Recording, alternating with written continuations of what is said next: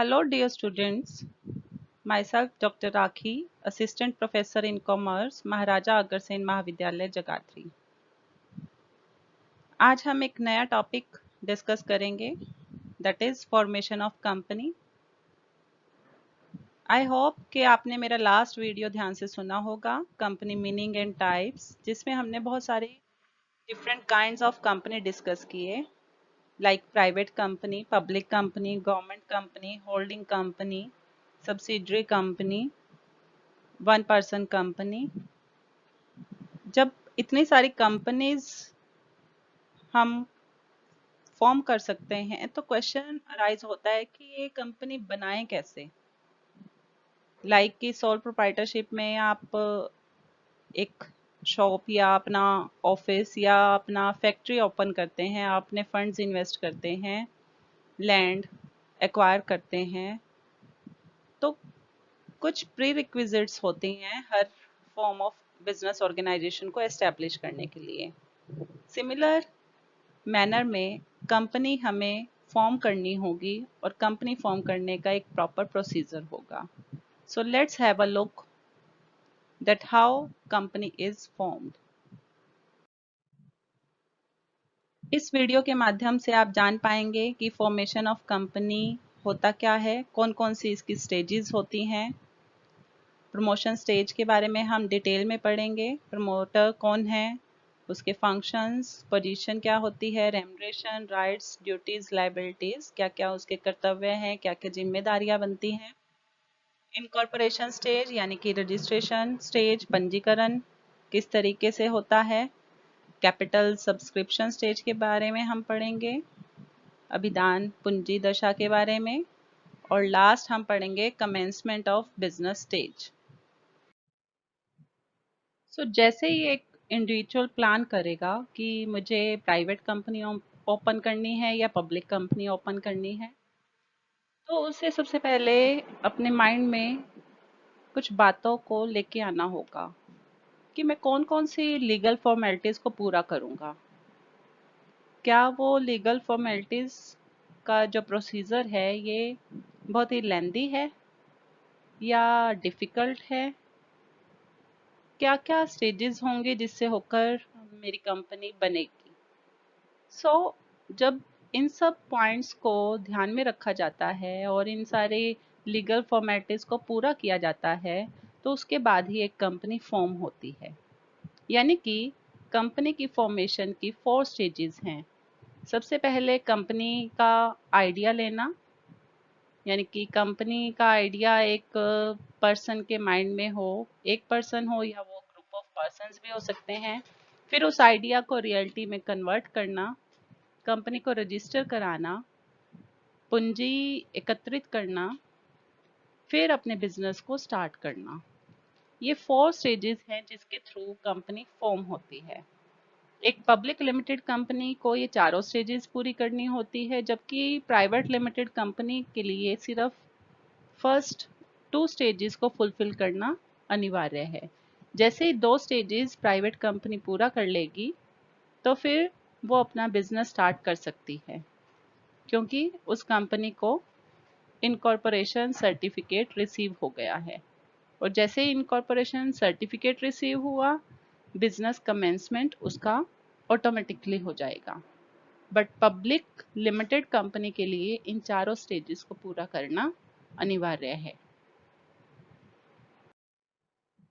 Company की formation में सबसे पहली स्टेज आती है प्रमोशन ऑफ कंपनी। सब जानते हैं कि कोई भी बिजनेस एंटरप्राइज अपने आप से नहीं आती। बिजनेस प्रमोशन का काम स्टार्ट करना होता है, और वो एक पर्सन हो सकता है या ग्रुप ऑफ पर्सन्स हो सकते हैं जो एक आइडिया को कंसीव करते हैं, यानी कि उन्हें समझ आता है कि फ्यूचर में कोई बिजनेस अपॉर्चुनिटी हमारे पास है, और वो फिर लीड लेते हैं कि उस आइडिया को प्रैक्टिकल शेप देने की कोशिश करते हैं, जिससे कि एक कंपनी फॉर्म होती है। यानी कि एक एंटरप्राइज को ऑपरेशनल फॉर्म में लेके आने के लिए जिन जिन एक्टिविटीज को परफॉर्म किया जाता है उसे हम प्रमोशन ऑफ कंपनी बोल सकते हैं। इसके अलावा अगर मैं कहूँ कि प्रमोशन के अंदर हम जो अपना वेंचर बिगिन करना चाह रहे हैं तो उसके हम टेक्निकल फिजिबिलिटी को भी चेक करते हैं। साथ के साथ हम उसका इकोनॉमिक एस्पेक्ट स्टडी करते हैं कि ये वेंचर या ये बिजनेस एंटरप्राइज हमें पोटेंशियल प्रॉफिटेबिलिटी देगा या नहीं देगा।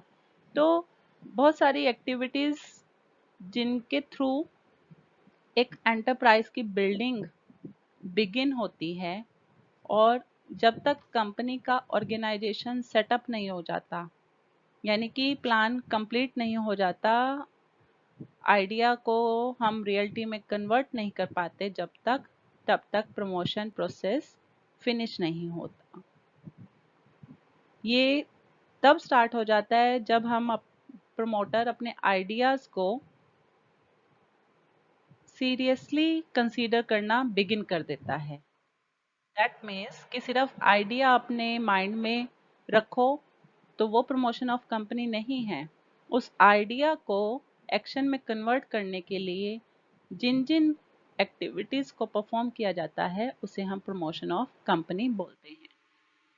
गुथमैन एंड डुगल ने भी यही बोला कि promotion starts with the conception of idea from which the business is to evolve and continues down to the point at which the business is full, ready to begin operations in a going concern. Simple words में प्रवर्तन उस विचार की अवधारणा के साथ आरंभ हो जाता है जिसमें किसी व्यवसाय का विकास किया जाता है, और जब तक व्यवसाय एक चालू संस्था के रूप में अपना कार्य प्रारंभ करने के लिए तैयार नहीं होता तब तक प्रवर्तन का कार्य चलता रहता है। तो क्वेश्चन माइंड में आता है कि कौन करता है ये कार्य, कौन है जो आइडिया को एक्शन में कन्वर्ट कर रहा है। जो करता है उस पर्सन को हम बोलते हैं प्रमोटर, प्रवर्तक। अब वो पर्सन अकेला भी हो सकता है या ग्रुप ऑफ पर्सन्स हो सकते हैं, राइट। तो पर्सन और ग्रुप ऑफ पर्सन्स जो कंपनी को फॉर्म करने के लिए प्रोसीडिंग्स इनिशिएट करते हैं उन्हें हम कंपनी के प्रमोटर्स बोलते हैं। ये सिर्फ बिजनेस अपॉर्चुनिटी को कंसीव नहीं करते बल्कि बिजनेस के प्रोस्पेक्ट्स को अच्छे से एनालाइज करते हैं, विश्लेषण करते हैं। मैन, मटेरियल, मशीनरी, जो भी मैनेजरियल एबिलिटीज़ हैं, जो भी फाइनेंशियल रिसोर्सेज हैं, उन सब को कंपनी की एग्जिस्टेंस के लिए रेडी करना ही प्रमोशन ऑफ कंपनी कहलाता है। और ये जो पर्सन इन सब एक्टिविटीज़ को करता है उसे हम प्रमोटर कहते हैं। लाइक कि रिलायंस इंडस्ट्री का प्रमोटर धीरू भाई अंबानी। सो इससे आपको आइडिया लग गया होगा कि प्रमोशन ऑफ कंपनी होता क्या। सो बहुत ही सिंपल वर्ड्स में वो व्यक्ति जो सारी प्रारंभिक उत्तरदायित्व अपने ऊपर ले लेता है उसे हम प्रमोटर कहते हैं। तो प्रारंभिक उत्तरदायित्व that means a lot of functions. Company अभी बनी नहीं है तो कंपनी बनाने के लिए उसे क्या क्या कार्य करने पड़ते हैं, लेट्स डिस्कस। सबसे पहले फंक्शन में हम बोलते हैं कि वो आइडेंटिफाई करता है बिजनेस अपॉर्चुनिटी को। अपॉर्चुनिटी यानी कि वो अवसर किसे मानता है। क्या वो एक नया प्रोडक्ट प्रोड्यूस करने का आइडिया उसके माइंड में आया है, या वो नई सर्विस देना चाहता है, कोई प्रोडक्ट डिफरेंट चैनल्स के थ्रू मार्केट में ऑफर करना चाहता है, कोई ओल्ड प्रोडक्ट में कुछ इनोवेशन ऐड करना चाहता है, नई अपडेटेड फीचर्स ऐड करना चाहता है, या कोई और अपॉर्चुनिटी लाइक कि वो किसी प्रोजेक्ट के अंदर इन्वेस्टमेंट पोटेंशियल सीख कर रहा है। तो कोई भी बिजनेस अपॉर्चुनिटी अगर कोई पर्सन आइडेंटिफाई करता है तो वो एक्टिविटी क्या है, प्रमोशन ऑफ कंपनी। और ये कौन करता है, प्रमोटर करता है। फिजिबिलिटी स्टडीज करता है प्रमोटर। जैसे उसने कोई मार्केट के अंदर अपॉर्चुनिटी कंसीव की, वो अच्छे से उस अपॉर्चुनिटी का विश्लेषण करेगा कि क्या इस प्रोजेक्ट के ऊपर काम किया जा सकता है, फिजिबल है टेक्निकल सेंस में, इकोनॉमिकल सेंस में, क्या इन बिजनेस अपॉर्चुनिटीज को रियल प्रोजेक्ट्स में कन्वर्ट किया जा सकता है। क्योंकि सारे के सारे आइडियाज ज़रूरी नहीं है कि वो रियल प्रोजेक्ट्स में कन्वर्ट हो जाएं। तो इसलिए प्रमोटर एक डिटेल्ड फिजिबिलिटी स्टडीज कंडक्ट करेगा, जिसमें वो बिजनेस के सारे एस्पेक्ट्स की जांच पड़ताल करेगा कि किस तरीके से वो देखेगा, मार्केट ट्रेंड की स्टडी करेगा, मार्केट सर्वे करेगा, और कुछ हो सकता है स्पेशलिस्ट की हेल्प उसे लेनी पड़े, तो यानी कि बहुत सारे लोगों से कॉन्ट्रैक्ट भी करेगा। तो इन जनरल सेंस एक वेंचर तभी फिजिबल होगा जब 3 एस्पेक्ट्स वो अच्छे से ध्यान में रख लेगा। फर्स्ट इज टेक्निकल फिजिबिलिटी, कि आइडिया हो सकता है बहुत अच्छा है, यूनिक है, but technically it is not possible to work upon. इस आइडिया को एग्जीक्यूट करना इतना आसान नहीं है, क्योंकि टेक्नोलॉजी हमारे पास इजीली अवेलेबल नहीं है। फंड चाहिए बिजनेसमैन को, यानी कि एक एंटरप्रेन्योर को टेक्निकल फिजिबल होने के लिए प्रोजेक्ट के।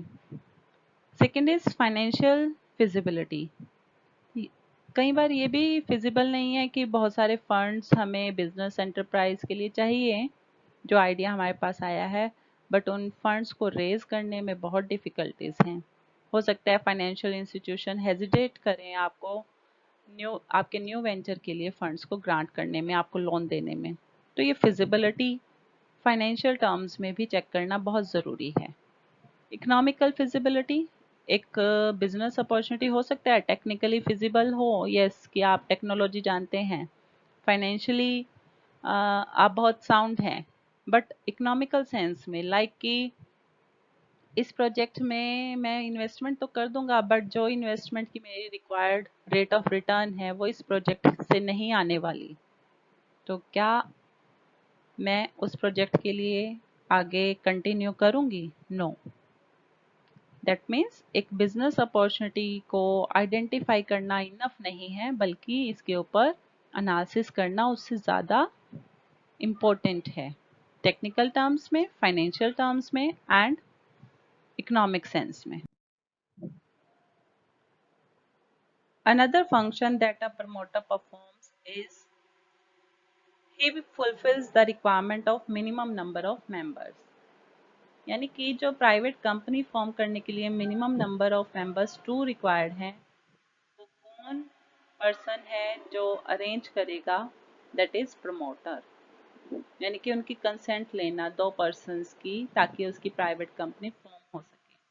सिमिलर वे में पब्लिक कंपनी के लिए वो मिनिमम नंबर ऑफ मेंबर्स 7 पूरे करेगा। प्रमोटर ही ऐसा पर्सन है जो कंपनी के फर्स्ट डायरेक्टर को अपॉइंट करता है। कंपनी के नाम की अप्रूवल रजिस्ट्रार से ऑब्टेन करने का काम भी प्रमोटर का है। जैसे ही वो कंपनी के लिए बिजनेस अपॉर्चुनिटी को अच्छे से आइडेंटिफाई कर लेगा, एनालाइज कर लेगा, तो उससे कंपनी के रजिस्ट्रार ऑफ कंपनीज से कांटेक्ट करना होगा, यानी कि उसके पास एक एप्लीकेशन डालनी होगी 3 नेम्स के साथ, जो एग्जिस्टिंग कंपनी के नाम से सिमिलर ना हो, ऐसा नाम होना चाहिए। प्रायोरिटी बेसिस से वो तीनों नाम लिखेगा। रजिस्ट्रेशन प्रोसेस के लिए नेम की अप्रूवल कराना बहुत अनिवार्य है, तो इसीलिए वो जो नाम अप्रूव कराना चाहता है उसकी एक एप्लीकेशन रजिस्ट्रार ऑफ कंपनीज के पास रजिस्टर करेगा, और रजिस्ट्रार ऑफ कंपनीज वहाँ का होगा जहाँ पे वो कंपनी का रजिस्टर्ड ऑफिस लोकेट करेगा, उस स्टेट का। Fixing up signatories to the memorandum of association. Proposed company के मेमोरेंडम ऑफ एसोसिएशन पार्षद सीमा नियम के ऊपर कौन कौन से मेंबर्स साइन करेंगे वो प्रमोटर डिसाइड करता है। यूजुअली जो पार्षद सीमा नियम के ऊपर हस्ताक्षर करता है वो कंपनी के फर्स्ट डायरेक्टर होते हैं, और उनकी रिटन कंसेंट लेना भी प्रमोटर का ही कार्य है। कंपनी के संचालकों को क्वालिफिकेशन शेयर्स ऑब्टेन करने होते हैं।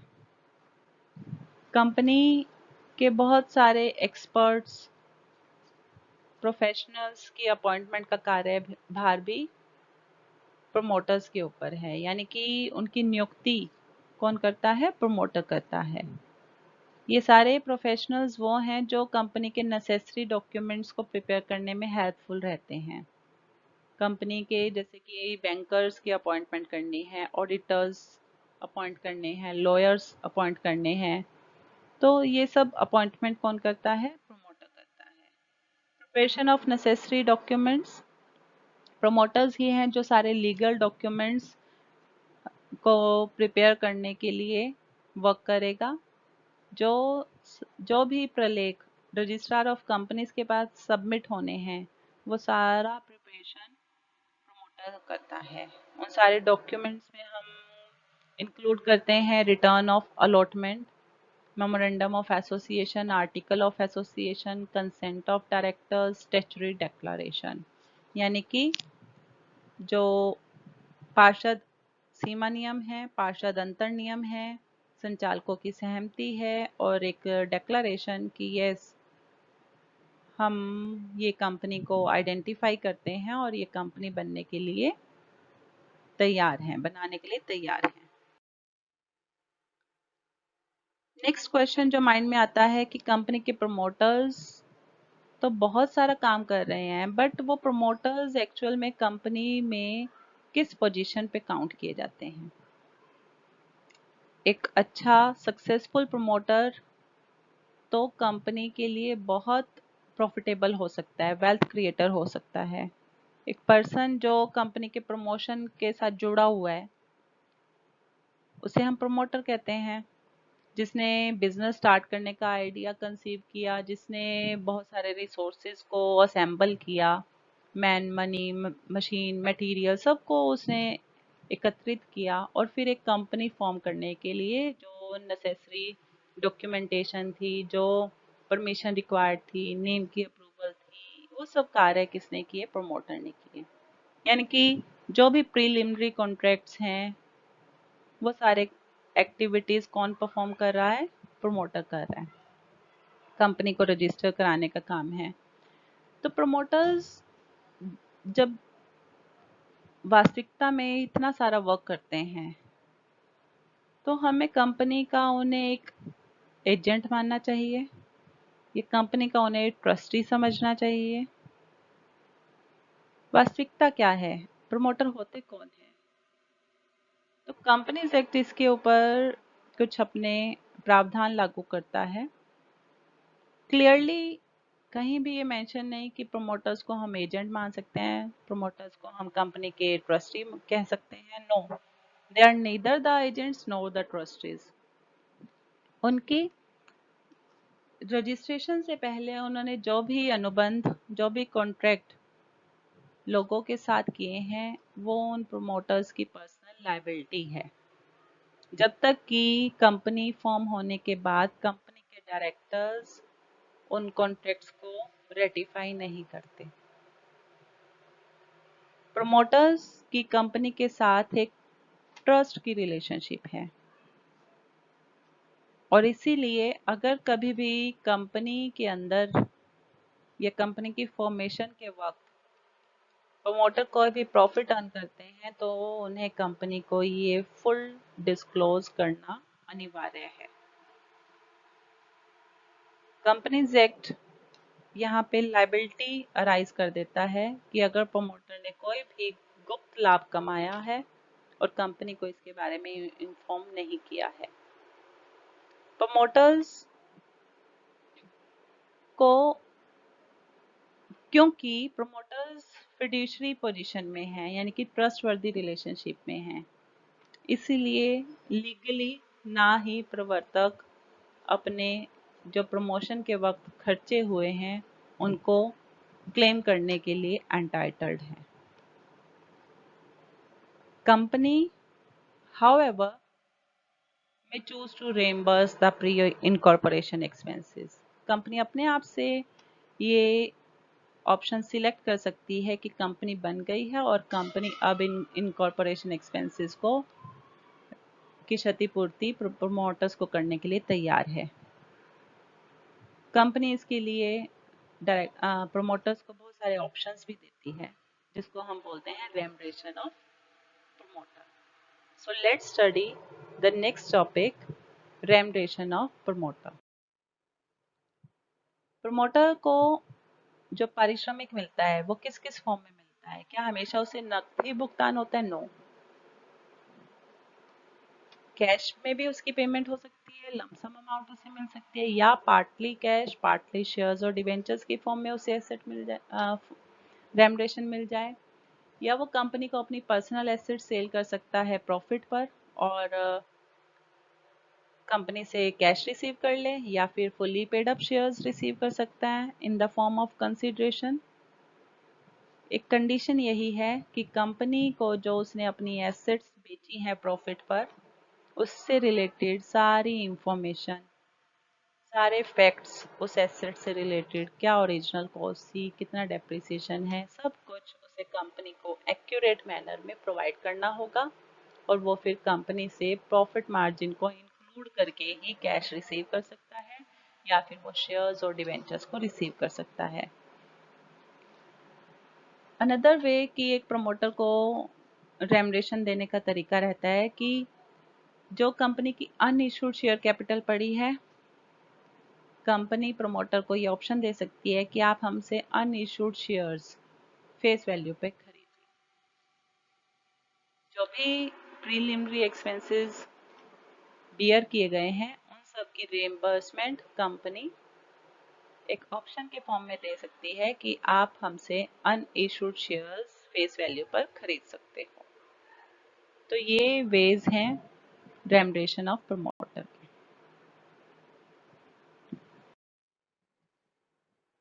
So while performing so many functions for the company which is actually not in existence, promoter gets certain rights, like he has got the right to get legitimate preliminary expenses. यानी कि company form करने से पहले जो जो उसका खर्चा हुआ वो कंपनी से क्लेम कर सकता है. बट लीगल सेंस में जब हम कंपनीज एक्ट को डिटेल में स्टडी करते हैं, there is no such provision कि उसको हमेशा ही इन प्रीलिमिनरी एक्सपेंसेस की रीइंबर्समेंट होगी. यानी कि कंपनी के आर्टिकल्स कंपनी के डायरेक्टर को ये अधिकार दे सकते हैं कि आप प्रमोटर्स के प्रीलिमिनरी एक्सपेंसेस को पे करें, बट ये अधिकार प्रवर्तक को नहीं है कि वो प्रीलिमिनरी एक्सपेंसेस को क्लेम कर सकता है लीगल सेंस में. सिंपल वर्ड्स में कि उसे ये पूरा अधिकार है कि वो कंपनी से प्रीलिमिनरी एक्सपेंसेस की क्षतिपूर्ति क्लेम करे, बट उसकी पेमेंट होगी या नहीं होगी, it totally depends on the contract between the company when it is formed, or we can say after the registration of the company and the promoter. Second right, that is right to get proportionate amount from co-promoters. Company के पास अगर कोई creditor दावा करता है किसी amount का और उस कंपनी के प्रमोटर्स एक से ज़्यादा रहे हैं, तो अगर एक प्रमोटर ने कंपनी के उस क्रेडिटर की पेमेंट कर दी है, तो वो को प्रमोटर से प्रोपोर्शनेट अमाउंट यानी कि अनुपातिक एक अमाउंट रिसीव कर सकता है. अधिकार है उसे, वो क्लेम कर सकता है कि बाकी के को प्रमोटर्स उसे प्रोपोर्शनेट अमाउंट पे करें. प्रमोटर को रेमुनरेशन रिसीव करने का अधिकार है. दो डायरेक्टर्स गुड फेथ में प्रमोटर को रेमुनरेशन देते भी हैं, और आर्टिकल्स के अकॉर्डिंग डायरेक्टर्स को पूरा अधिकार है कि वो प्रमोटर्स को रेमुनरेशन दे सकते हैं. कितना रेमुनरेशन? प्रमोटर को पे किया जाना है, इसकी सूचना कंपनी के प्रोस्पेक्टस में ज़रूर देनी चाहिए। प्रमोटर की duties. First duty, that he never makes any secret profit. Promoter को कभी भी सीक्रेट प्रॉफिट अर्न नहीं करना चाहिए। अगर उसने कोई सीक्रेट प्रॉफिट कमाया है तो उसकी ड्यूटी बनती है कि वो कंपनी को सारे रेलिवेंट फैक्ट्स के साथ इंफॉर्मेशन को फुल्ली डिस्क्लोज कर दे। अगर वो कंपनी को सारी इंफॉर्मेशन डिस्क्लोज नहीं करता है तो उसे पनिशमेंट मिल सकती है। कंपनी प्रमोटर्स के साथ कंपनी का जो भी कॉन्ट्रैक्ट हुआ और प्रमोटर ने सीक्रेट प्रॉफिट अर्न किया है, उस कॉन्ट्रैक्ट को कंपनी तोड़ सकती है, सीक्रेट प्रॉफिट की अमाउंट वापस मांग सकती है, इवन प्रमोटर के ऊपर केस भी किया जा सकता है। प्रमोटर की ड्यूटी बनती है कि वो कंपनी के साथ जितने भी समझौते हो रहे हैं उन सब का बेनिफिट कंपनी को ही दे, उसे छुपाए ना। प्रमोटर की ड्यूटी बनती है कि वो प्रोस्पेक्टस के अंदर, प्रविवरण के अंदर कोई मिस स्टेटमेंट ना दे जिससे कि भावी अंशधारियों को कोई नुकसान हो। लायबिलिटीज ऑफ प्रमोटर, जैसे मैंने बोला कि अगर वो प्रमोटर कंपनी से छुपाएगा, कंसील करेगा, फुल्ली डिस्क्लोज इंफॉर्मेशन नहीं होगी अगर, तो कंपनी के प्रमोटर्स के ऊपर लायबिलिटीज अराइज होती हैं। First liability is liability for non disclosure. Company, जैसे मैंने बताया, कॉन्ट्रैक्ट तोड़ सकती है, सीक्रेट प्रॉफिट की अमाउंट वापस मांग सकती है और इवन कंपनी को जो नुकसान हुआ है उस नुकसान की भरपाई भी प्रमोटर से कर सकती है। कंपनीज एक्ट के अंडर भी बहुत सारी लायबिलिटीज अराइज होती हैं प्रमोटर की, जैसे कि अगर उसने सेक्शन 56 के अकॉर्डिंग वर्क नहीं किया। सेक्शन 56 का मतलब सारा का सारा विवरण कंपनी को वो दे। अगर उसने कोई भी बात छुपाई है तो फिर उसकी लायबिलिटी अराइज हो जाएगी। नेक्स्ट आता है सेक्शन 62। कंपनी के प्रोस्पेक्टस के अंदर अगर उसने कोई मिस स्टेटमेंट दे दी है तो एक सिविल पनिशमेंट उसके ऊपर अराइज हो जाती है, यानी कि अगर कंपनी के प्रविवरण में कोई मिथ्या वर्णन कर दिया और कोई अंशधारी कंपनी के अंश उस प्रविवरण को पढ़ने के आधार पर ही खरीदता है तो उस केस में प्रमोटर को लायबल ठहराया जा सकता है। Section 63 criminal liability. यहाँ पे प्रोस्पेक्टस में ही मिस स्टेटमेंट देने पर उसे सेक्शन 63 के अंडर 2 इयर्स की पनिशमेंट दी जा सकती है या फिर 50,000 रुपीज का फाइन भी हो सकता है या दोनों चीजें दी जा सकती हैं।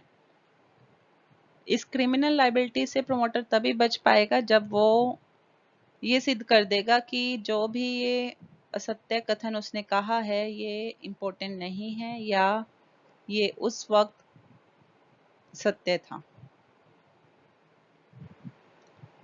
अगर कंपनी वाइंडिंग अप स्टेज पर है तो कंपनी के लिक्विडेटर अपनी रिपोर्ट में ये कह सकता है कि कंपनी के निर्माण में के समय कुछ कपट हुआ था, तो प्रमोटर की जांच अंडर सेक्शन 478 एंड 519 भी अराइज होती है।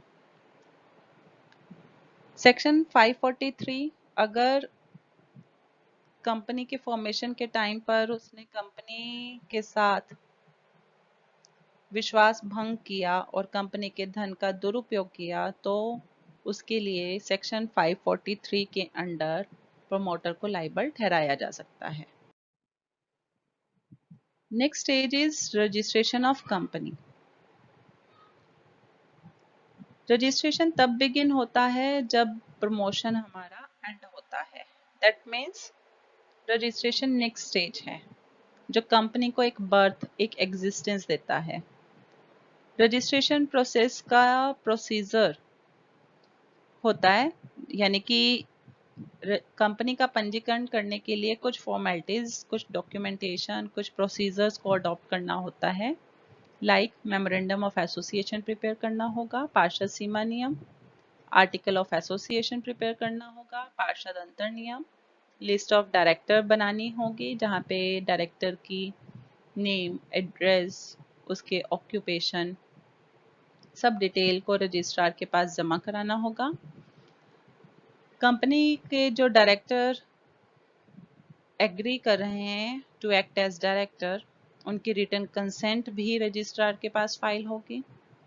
रिटर्न अप्रूवल तभी मिलेगी रजिस्ट्रार की अगर कंपनी के डायरेक्टर्स ने एग्रीमेंट किया कि वो क्वालिफिकेशन शेयर्स को, योग्यता अंशों को खरीद लेंगे या खरीद चुके हैं और उसकी पेमेंट कर देंगे या कर चुके हैं।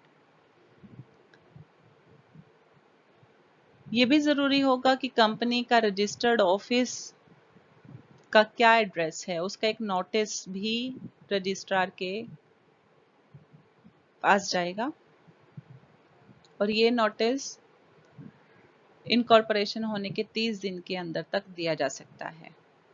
और एक स्टैट्यूटरी डिक्लेरेशन जहाँ पे ये लिखा जाता है कि एक्ट के जो भी रिक्वायरमेंट्स थी रजिस्ट्रेशन प्रोसेस के लिए वो सारी हमने कंप्लीट कर दी है। सुप्रीम कोर्ट का एक एडवोकेट या हाई कोर्ट का एडवोकेट या फिर एक अटॉर्नी या एक लीडर, वो हाई कोर्ट के सामने जा सकते हैं या एक प्रैक्टिस्ड सीए के सामने जा सकते हैं जिनका काम कंपनी को फॉर्म करना है, और वो डिक्लेरेशन साइन होगी एक डायरेक्टर के थ्रू या मैनेजिंग डायरेक्टर के थ्रू या कंपनी के सचिव के साइन होंगे उस पर या फिर कंपनी के मैनेजर के। ये डिक्लेरेशन कंपनी के रजिस्ट्रार के पास फाइल कर दी जाएगी। जब कंपनी के ये सब डॉक्यूमेंटेशन एंड प्रोसीजर से रजिस्ट्रार सेटिस्फाइड हो जाएगा तो वो कंपनी को सर्टिफिकेट ऑफ इनकॉर्पोरेशन इशू करेगा और ये अल्टीमेट प्रूफ होता है कि कंपनी अब एग्जिस्टेंस में है, यानी कि इसके बाद कंपनी की जो रजिस्टर्ड एंटिटी है वो बिगिन हो जाएगी, कंपनी की परपेचुअल सक्सेशन बिगिन हो जाएगी, यानी कि मेंबर्स आ रहे हैं जा रहे हैं। ये सब प्रोसेस तभी स्टार्ट होगा जब कंपनी को इनकॉर्पोरेशन सर्टिफिकेट बिगिन होगा। Even private limited company incorporation certificate मिलते ही अपने बिजनेस को कमेंस कर सकती है, बट पब्लिक कंपनी को अभी 2 स्टेजेस से और गुजरना होगा और वो है कैपिटल सब्सक्रिप्शन स्टेज।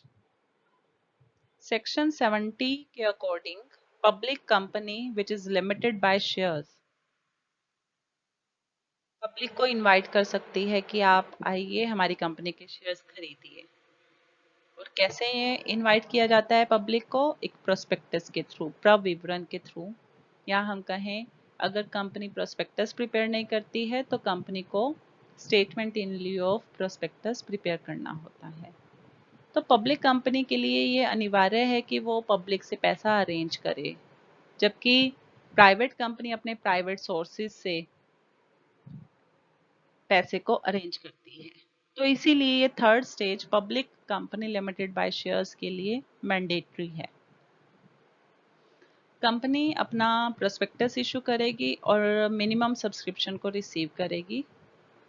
जब मिनिमम सब्सक्रिप्शन यानी कि न्यूनतम राशि जब उपलब्ध हो जाएगी उसके बाद ही पब्लिक कंपनी अलॉटमेंट प्रोसीजर को बिगिन कर सकती है। फाइनली जब सब कुछ ऑल गुड हो है तो उसके बाद company certificate of commencement of business को रिसीव करेगी। उसके लिए